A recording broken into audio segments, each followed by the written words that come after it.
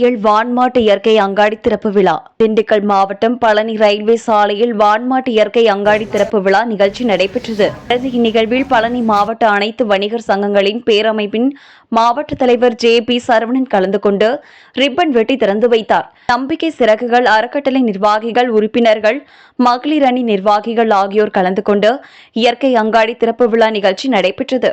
நிறுவனத்தில் பாரம்பரியத்தை போற்றும் விதமாக மரச்செக்கு எண்ணெய்கள், பாரம்பரிய அரிசி வகைகள், பருப்பு வகைகள், தானிய வகைகள் ஆகியவை விற்பனைக்கு வைத்துள்ளனர்.